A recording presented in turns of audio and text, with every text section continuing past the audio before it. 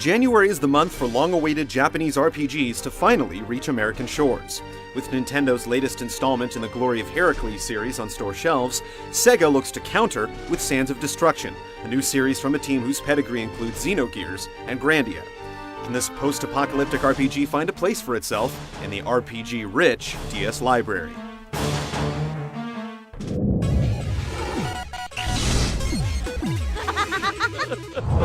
Nice to meet you.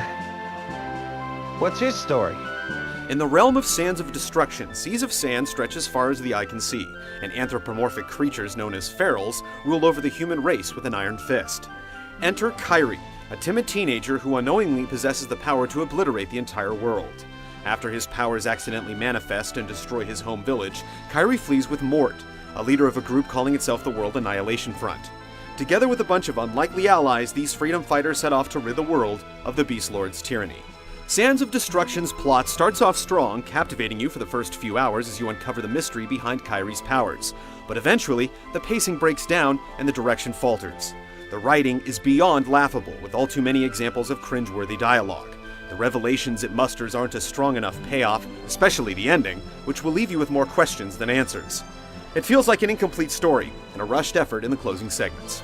The stuffed animal talks? I choose my words carefully, boy. I've killed men for less.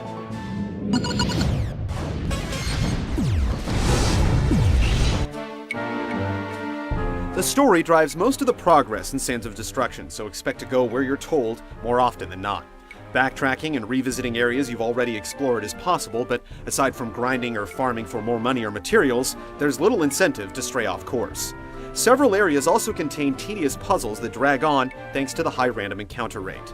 The basic leveling system also plays it safe. What little customization there is consists of manually advancing your special skills by using CP earned in battle, or tweaking gear with special attributes by imbuing them with rare materials.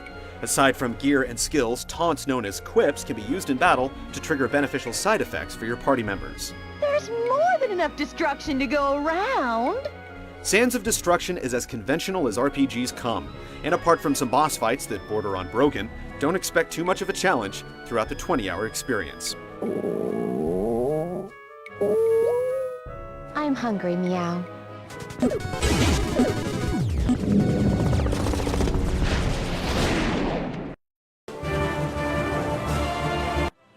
Outside of traveling and talking with NPCs, you'll spend most of your time in Sands of Destruction engaged in numerous battles. Destruction's battle system is reminiscent of episodes 1 and 2 of the Xenosaga series. The combat is turn-based, and each character spends their allotment of attack points to perform various actions. The system rewards players who really master it by allowing them to perform devastating combos. It's not quite as fluid as a real-time system, but it's still fast-paced and rather enjoyable in the early goings. But only a few hours into the adventure, the system ultimately buckles under the weight of one crucial flaw. The game's AI suffers from bipolar disorder.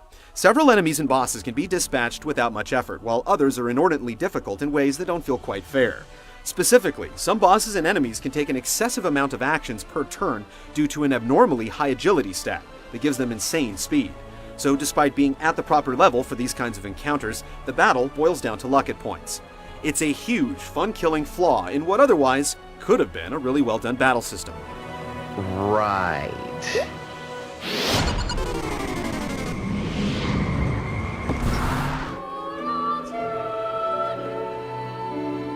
Sands of Destruction's visuals are a mix of well-done 3D backgrounds with decent 2D sprites. There's more diversity in the lay of the land than its contemporary Glory of Heracles, which sports a similar visual style. The game delivers a strong effort with the soundtrack, which features one of the best original themes yet on the DS. The voice acting is by and large average at best, plagued by some unnaturally long pauses between lines. I guess I've led a pretty sheltered life, huh? A babe in the woods? Do you realize how bad the world has gotten? Wonderful! Another happy transaction complete. Though it gets off to a decent start, Sands of Destruction fails to keep up the pace. The battle mechanics deteriorate only after a few hours, and the story fails to compensate you for time invested. With several other quality RPGs out there for the Nintendo DS, your time and money are best spent elsewhere. Looks like the other white meat's on the menu.